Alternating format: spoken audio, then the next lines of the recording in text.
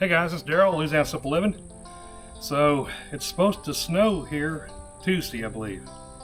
And so why am I out here thinking about out in the garden? Well, I'm getting ready for spring.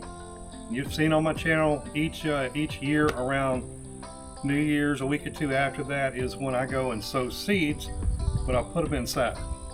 And that way we can get a 8 to 10 week jump on Mother Nature. Because if you look at the Farmer's Almanac, when you're kind of looking at the last freeze or frost, that's generally, I didn't look this year, but it's generally around the middle of March, March 12, 15, something like that. So let's get a head start, get a jump on Mother Nature. That's what we're going to do today. All right, so I got everything we need to get started. Seeds are still inside. I still got to get them, but I got to get ready for that. So I got just a container that's got the Espoma seed starter. You don't have to use this, but it is a really good premium potting mix.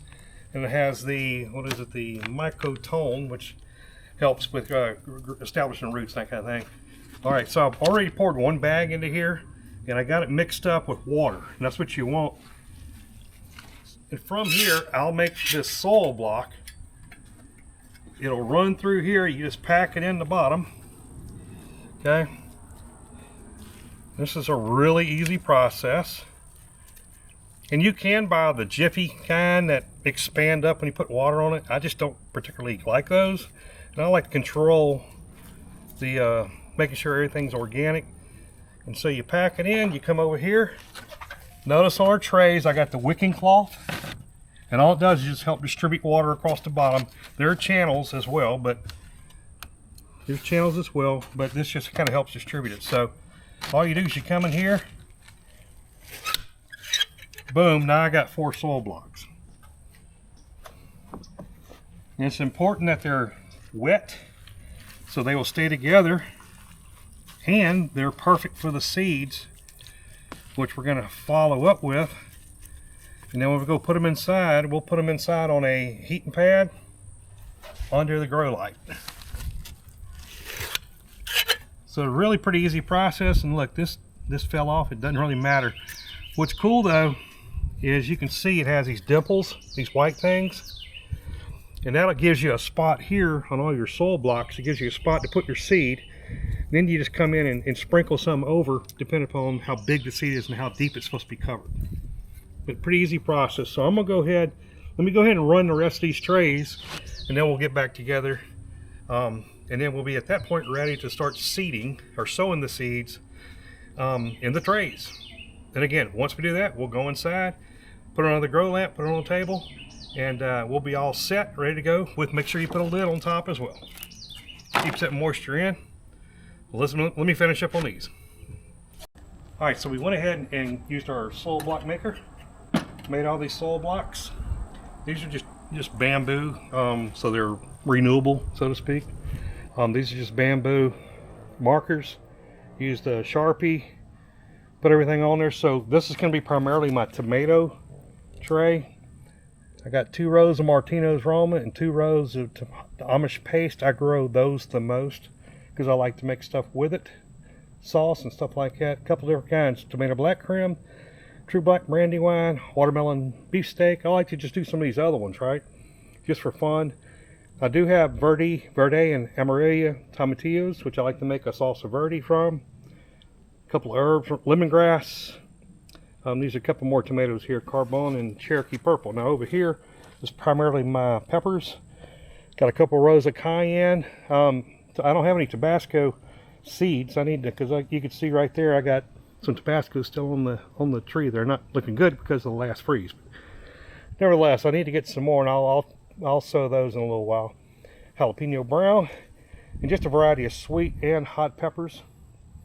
With the cayenne, again, I like to make a fermented hot sauce. Some different ones. Also got some additional herbs over here: oregano, sage, thyme.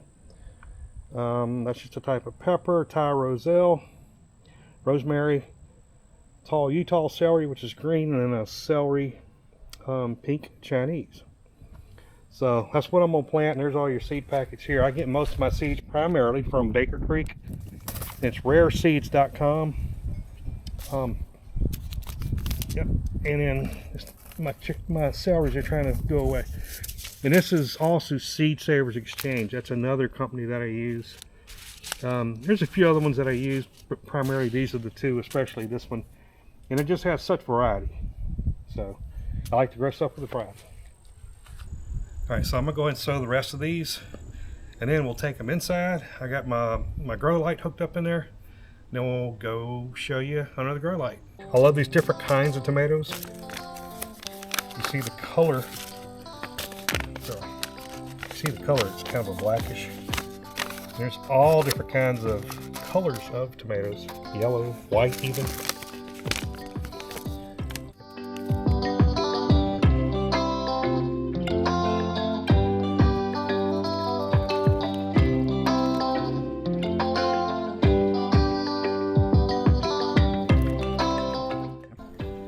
Alright.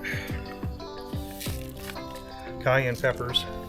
This is what I usually make my Louisiana hot sauce from, fermenting it, and ferment it and make Louisiana hot sauce.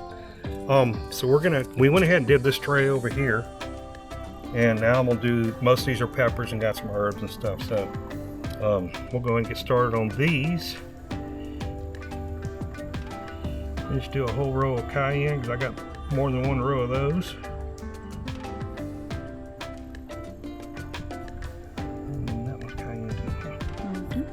Alright, so I'm going to go ahead and finish these up.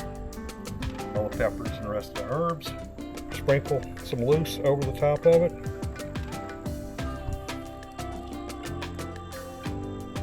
And that's all you got to do.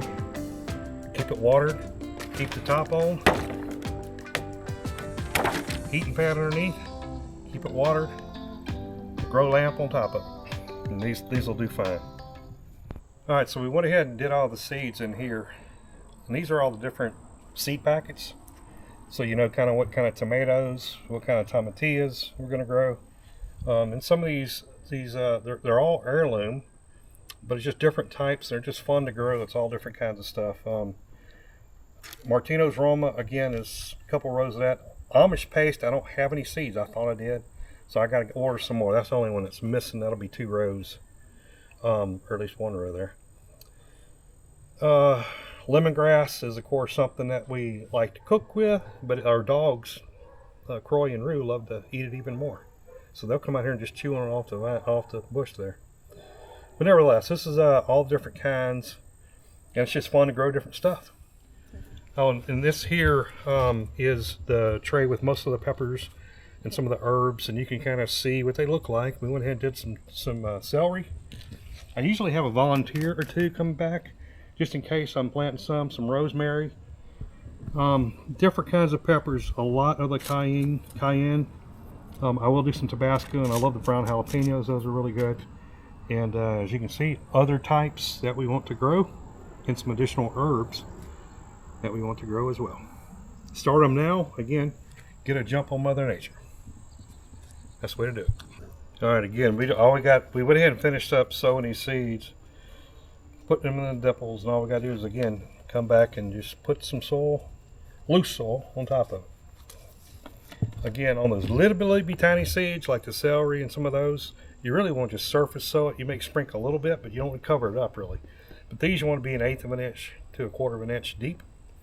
And 7 to 10 days or so, your tomatoes will come on up. Peppers, about the same. 1 to 2 weeks, let's call it that. You'll see the seedlings start to shoot up. So let me finish that up. Alright, so we went ahead and set our 2-bulb grow light up. This is iPower. And look, just a reminder, everything, these trays, the soil block tool, these heating pads underneath here. You can look, there's a heating pad underneath here.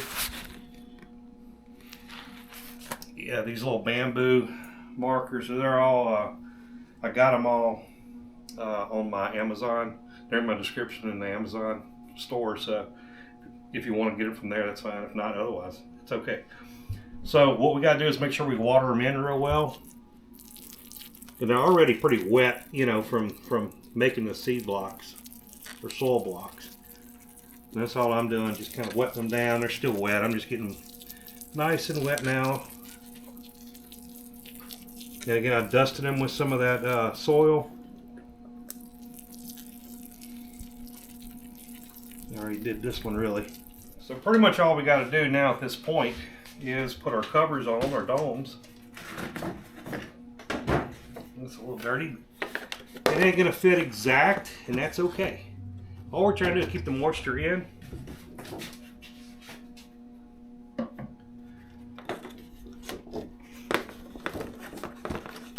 And that's all we're trying to do, and that's exactly what it's gonna do. They don't fit it, it's not made, this is a jiffy. So, a couple of these I got a long time ago. I still reuse them. Okay, and what I want to do is you want to bring this down.